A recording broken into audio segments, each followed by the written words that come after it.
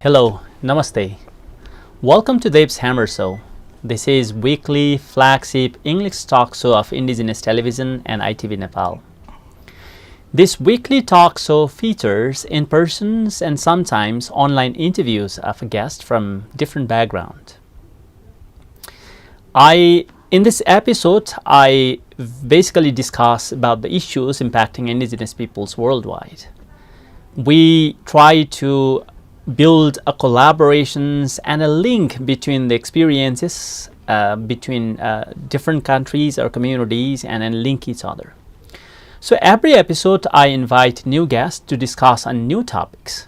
Today I have a very renowned and also very highly professional guest. Let me just introduce first. His name is Leong Hian. Yes. And he actually served as a president of more than 3 different professional organizations, including human rights bodies as well. And he himself actually served as the honorary consuls of 2 different countries, Jamaica and Burkina Faso. And he comes from Singapore, and he is alumni of the Harvard University as well, and he authored more than 6 different books and has written several columns and also have traveled more than 40 different countries to give a lecture about the Singapore success model around the world. So I have invited him to speak about how the Singapore's economic and anti-corruption model that can be adopted in Nepal. So let me first welcome Leong to the show. Thank you. So in the background, as I said, Leong, that a bit about your introductions, but much I don't know about your work in detail. In fact, I know surfacely. So could you just introduce yourself a bit so that my audiences will know, in detail about you? I'm 72 years old. Greetings from Singapore. I have done many things in my life that some people will say, oh, it is all so different. I was a radio talk show host. I had a daily column in the newspaper. I was a movie producer. Wow. I have a movie called Ilo, which won 40 international awards, probably the highest ever number of international awards for a movie, and it was a Singaporean movie. I'm 72 now, so my hobby is I travel maybe 20 to 30 times a year, most of the time speaking. And for example, yesterday I gave a lecture at Kusum. The Singapore economic success and anti-corruption model can be adapted to Nepal. I was so impressed by the Kusum MAAP, the students and the professors. They make me work very hard, and they asked me if I can come back again this Saturday to deliver another lecture on another topic. So this Saturday, I'm going back to Kusum to speak on the AI tsunami is coming. What can you do? I see. So Leong, you were the radio host, you were the film producers, you were the writers, you were also lecturers, and you also served as consuls. When did you have a time to do all these things? And then, the interest. What was some of the best interest that you had in your life besides Maybe these the economic things? best way to answer your question is to go back to my school days. All right. I was from the premier school in Singapore, where most of the ministers and civil servants come from. It's called Raffles Institution. Our first Prime Minister, Lee Kuan Yew, also from Raffles Institution. Our second Prime Minister was from Raffles Institution. Our current Prime Minister also from. So, why I say to answer your question, maybe I start from the beginning. Although I was in the premier school, I had very poor results. I'm not a very intelligent person. I took 4 A levels, just like in Nepal, right? I failed 2. I only passed 2, and the grade was a B and a E. So your question is, where do I find time? So I had no time to study because I represented school in 6 games at the same time. Wow. I was represented school in tennis, table tennis, badminton, basketball, volleyball, and cricket. So as I got older, maybe I was born with too much energy, So I'm always looking for new things to do, and maybe that's why you say, well, you seem to have done so many things. But I must say, it's not all the things at the same time, I will say I was a radio talk show host. That was a long time ago. You said in the background that you gave a lectures in Kusum, one of the universities, well-known universities of Kathmandu University, about the same topic, that the economic success and anti-corruption model, what can be learned to Nepal. And if I just, if you want to recall that same lectures, what, it is your first time, right? It is First time in Nepal. First time in Nepal. So you're coming from Singapore, looking from outside to Nepal, and then what some of the models that we can adopt from the Singapore, from your own country to Nepal. Could you, if you just share some of the reflection of your lectures, please? Sure. I would appreciate. Singapore has been described as the economic miracle in modern times. So of course there are many factors, many reasons. I just want to touch on one, which in my view is the most unique one that maybe has contributed the most to Singapore's success. You see, our policies on providing public goods and services, fiscal policy, is very similar to the Islamic finance concept of the sharing economy. What is the sharing economy? Sharing of the benefits and the risks between the stakeholders. Now, in the Singapore model, it's unlike in most countries. You might use the UK as an example. In the UK, the burden to provide public services and goods is on the state. Now in Singapore, is shared between the state and the people.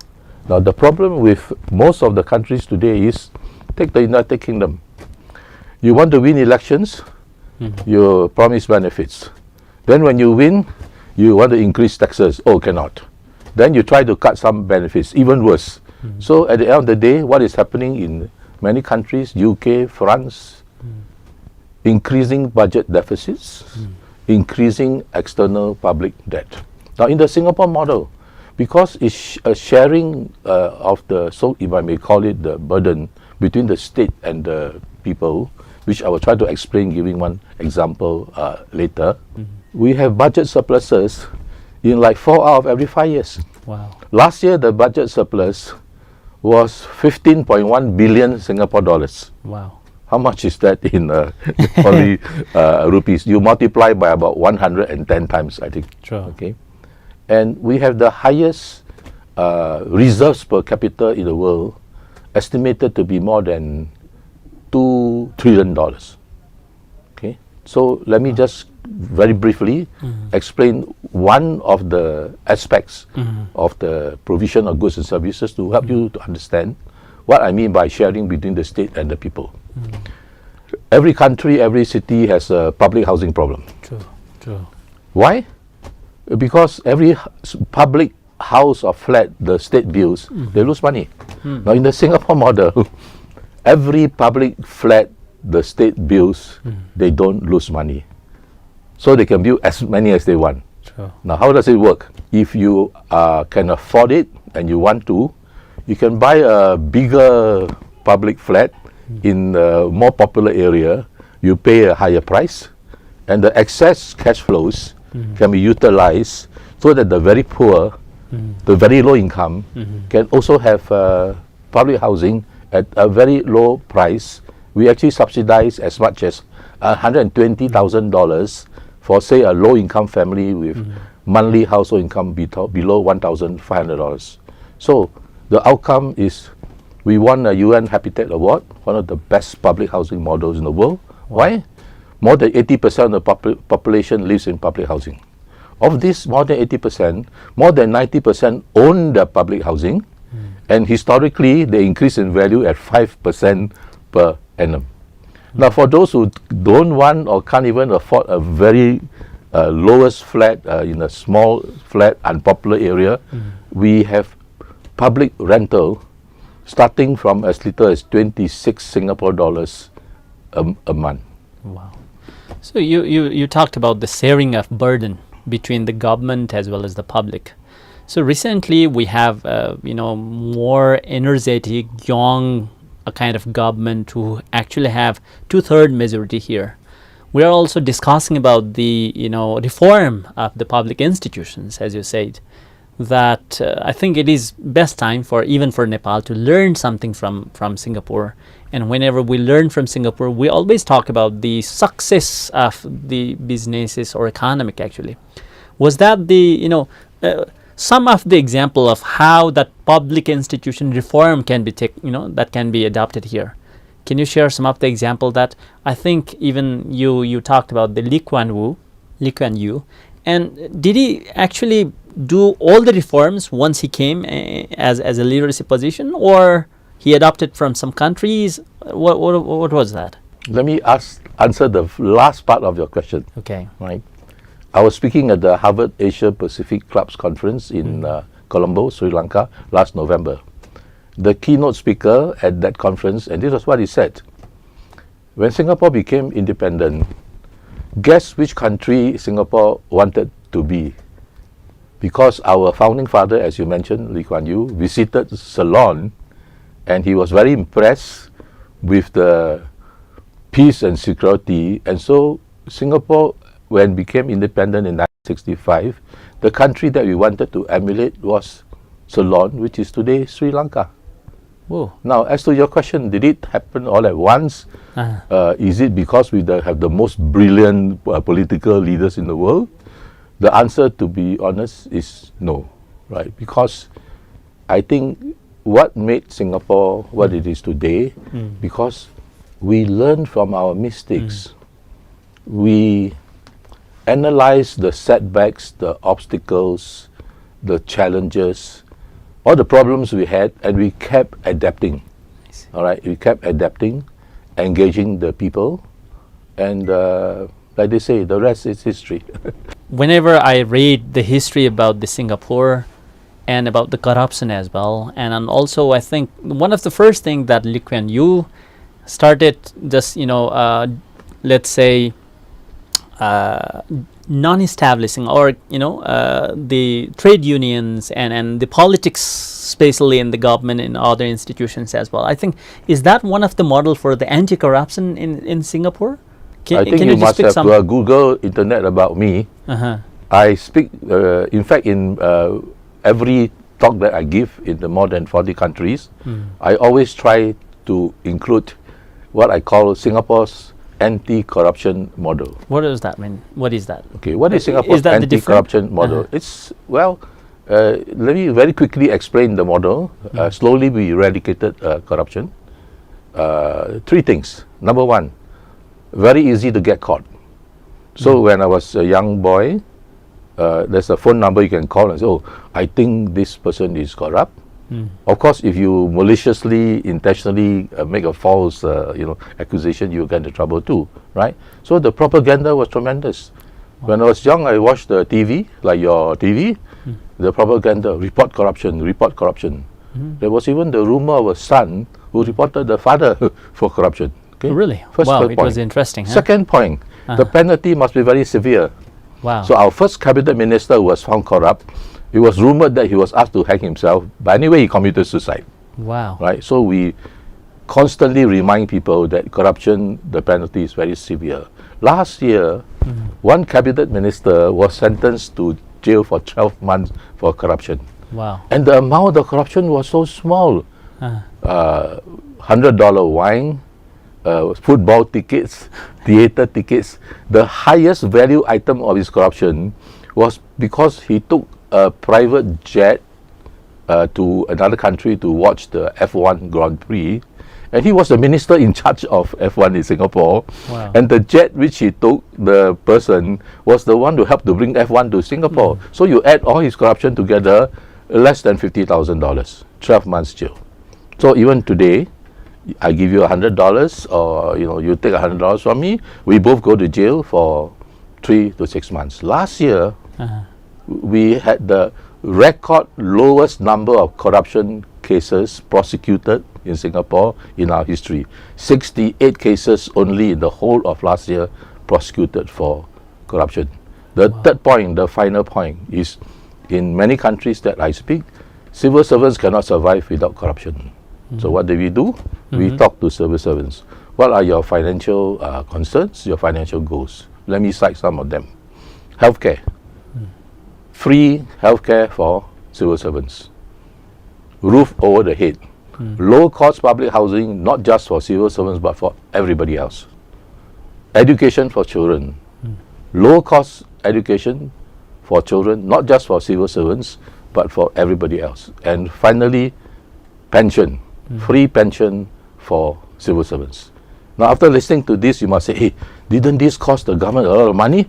The answer is no, because over time, I was a civil servant myself. Over time, most of the civil servants were offered and converted from the civil servant scheme to the normal scheme that all the citizens are under. Why?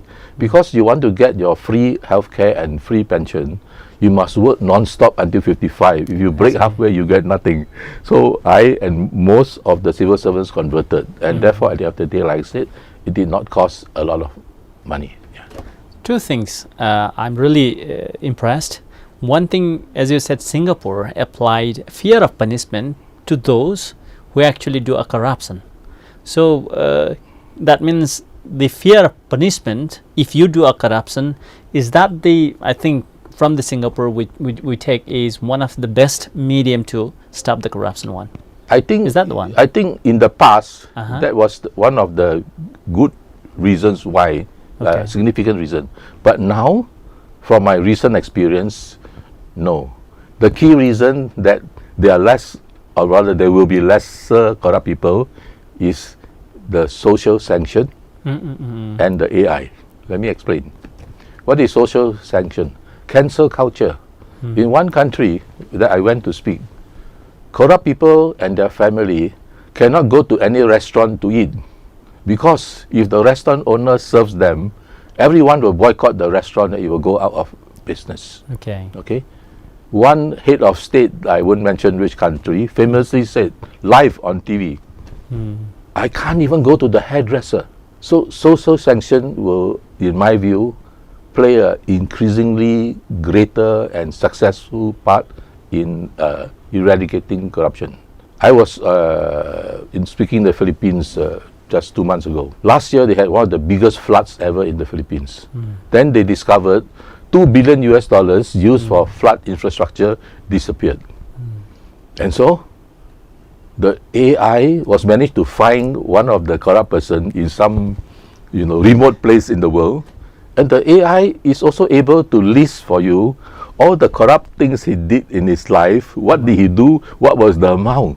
And so, like I said, the social sanction and AI will, in my view, increasingly reduce the amount of corruption in the world today. But I think that model will be helpful, I think, in developed countries or developed countries, I think, where the every member of the society is well aware about this one. I don't think small countries or developing countries which has a different geography or social background like in Nepal, do you think they can also adopt this one? About the social sanction, especially the social sanctions, right? It's a very frequent question I'm asked. Is it harder to adapt the Singapore model, some of it like corruption, in a big country? Nepal is, you compare to Singapore, 744 square kilometer island, 6.1 million, you are a very big country. My answer is, it is actually easier to try to adapt the model in a big country. Why? You just pick one small city, one small province, and you try, and then you adapt. Okay, and then if it doesn't work, there's no impact. But if you are in a small country like Singapore, you try adapt the model and it doesn't work, it can be very serious. The government might lose the next election. And now I think increasingly with social media, people living on in the jungle, in an isolated island, they also are able to have access, and like you say, not everybody has access, but increasingly there'll be more. So second one, I was really impressed with your sharing, especially the civil servant, who are the most, corrupt one across the world, and no different that Nepal also we have that one. But I want to know that the government, the first when they introduced, did they have a meeting with each and every civil servant and they introduced that one? And what was the way actually? Or just government came and introduced You are itself? so perceptive and prophetic. Of course, right? Of course, they didn't talk to every civil servant, but they did a lot of surveys. I see. So even now, I think one of the key aspects of Singapore's success story is engagement, right? We keep talking to people. Let me give you one example of how important engagement is. 1 year, we had a recession. So we asked the companies, how can we help you? Especially the foreign companies. And then they said, oh, your pension contribution very expensive for us, cost. Can you reduce it? We reduced the pension contribution rate at that time of 50% to 30%. We are the only country in the world, I think, that has ever and can reduce the pension contribution rate from 50 to 30. And so we consistently send the message to the whole world, we are the best place to do business. We bend all our backs to. So that means together with this, all the corruption, you also have to introduce some industrial things as well. I'll give you another example. This is because I think, this is something that unless you keep doing it, you may be very successful, but in the end, you will start getting less successful. When I talk about engagement, ideally, when the state or a government agency, or even some private institution, when they want to introduce something new policy or change in policy, ideally, they send out for consultation. We're going to change the policy, have new policy on this, consultation 3 months, feedback. After that, they say, okay, this is the policy we have decided, another 3 months consultation. Then they say, okay, we are implementing the policy after your feedback, another 3 months consultation as to how you see it being implemented in the 3 months. So, of course, this is the ideal thing, which normally is done for changes, particularly in policies affecting finance. But this is the ideal one. The key is engagement, always talking to people. Our SMEs, the SMEs comprise 99% of the business in Singapore. I see. They employ 70% of the workers. And they contribute almost 50% of the GDP. Wow. These are probably the highest in the world. Why? We keep engaging SMEs. How can we help you? How can we work together, etc. So that means together with the businesses, we also have to start with the industries at the local level. Even the educational institutions, the universities, the polytechnics, the schools, the think tanks, they keep talking to the SMEs. I see. How else can we help you? If you are not happy with the government, tell us. True. So that means that to what extent, or how do you think that the educations and the skills actually can contribute in the success like Singapore? Can you share some of the example, as you already talked about the roles of the education as well? Okay. I speak quite often at universities. Okay, and in my view, the problem with many universities today is that they are still the traditional university. Let's not forget, AI is coming, right? So I would say we should try to reduce what is normally done, especially in research and projects, most students, they do thematic studies, what they call replicative comparative studies. They're doing the same old stuff.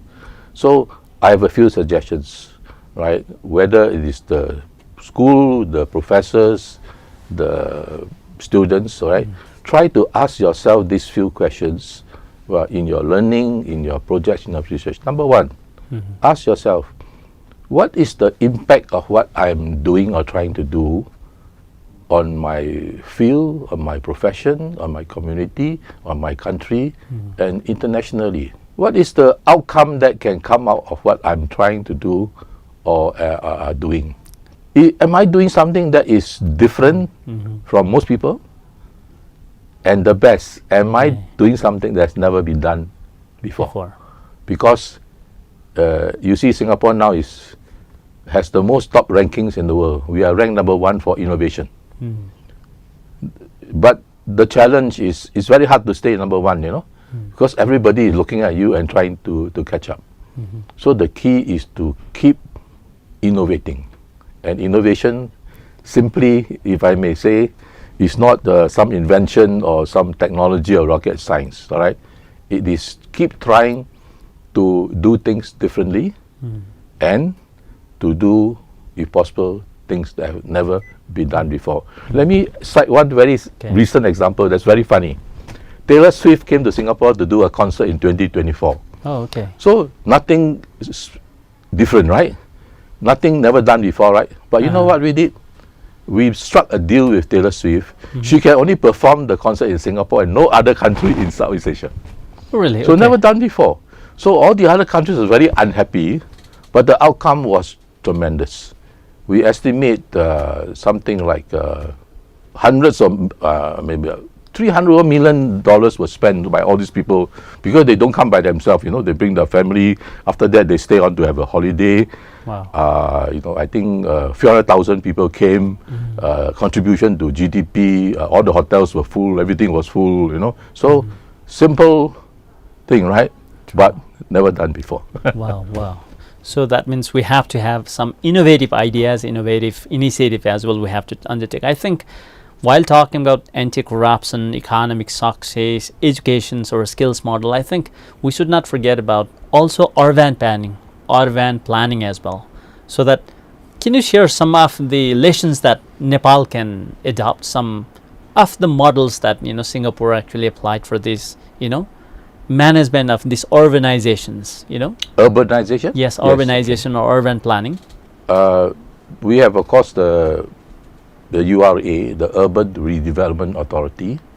They work very closely with our HDB, our Housing Development Board, right? And of course, they work very closely with the Institute of Planners, the Institute of Architects. Okay, so urbanization, if you ask me, perhaps the most significant reason why we have been successful. Of course, we were a small country, so it's easier, right? But I think the reason is what I call the melting pot, the coordination, right? I find in many countries, the housing authority, the planning authority, and they are not friends, True, they are sometimes they're enemies, right? But in Singapore, they always try to get together. And for example, before the Urban Redevelopment Authority want to come up with a new policy, right? Of course, they will do the consultation I mentioned, 3 months, ideally. But they will also get the private sector, the educational institutions, everybody together, and just we call it a melting pot. You put all the different stakeholders together, they talk, and something will happen. And most of the time, the best thing about this, what I'd like to say is this: you may not get the best policy, but most of the time, you get a policy where most people are happy with, and then there will be consensus. Okay. I've spoken in Lebanon like 3 times, many Zoom. See, consensus is so important in many countries, especially those with multi-ethnicity, religion, race, and so on. Because if you look at the Singapore example, they can fight, they can debate, but once they decide on an action, a plan, a policy, there is consensus. True. You won't get, you hardly get people trying to sabotage what they have decided on. And this works very well internationally to build our reputation, image, and credibility. When was the last time we have a strike in Singapore? I think more than 40 years ago. So let's not forget, every time you watch a strike in the UK or France, it affects the decision of people thinking, should I go to UK to invest, to do business, to study, to work, or even to visit as a tourist? So consensus has helped tremendously. But of course, in the Singapore case, when we became independent, times were so bad, we have no natural resources.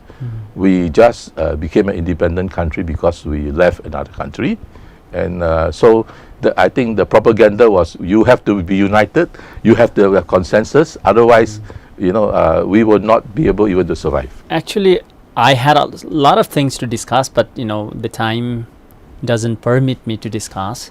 But at last, just I would like to request you, the issue that you want to share something more further, the questions that I didn't ask you but you want to tell, or any last message to the audiences from your perspective, please. Thank you for the interview. I have enjoyed it tremendously. My last message is this: there's no magic formula, right? At the end of the day, you see what others have done, and then you analyze it and try to get as many people in the process as possible, and then you try it. If it doesn't work, you adapt it, you change it, right? And if it doesn't work, it's fine, because if you look at creativity, look at success, look at countries that are number one in the world today for innovation, the key is the more failures you have, the more times you try, the better off you are. And my final words is this: I just published a book. Can the Singapore economic success and anti-corruption model be adapted to Nepal? 147 pages, just published a few days ago, is available at Barnes and Noble. So if you can't sleep, I promise you, you read my ebook, you should put you to sleep within 10 minutes. But I hope that what I have written will encourage or motivate that some people, whether institutions, private sector, NGOs, to try and think, talk, just talking, right? What can Nepal do? Because I see in too many countries, they don't talk together, and very few people are talking. They think that policy is for the state and it's not for the people. I see. Thank you very much. Thank you, Leong, for your time and amazing insights, sharing about how Singaporean economic success and the anti-corruption model can be adopted in Nepal based on the books that you have just written. Congratulations even for that book. Thank you, my pleasure. So with that, we have come to the end of the show, but that doesn't mean our communication stops. If you have any questions, feedbacks regarding the programs, you can reach us at indigenous-television@gmail.com. Next week, I will come up with a new guest to discuss on the new topics. By then, have a nice weekend. Namaste.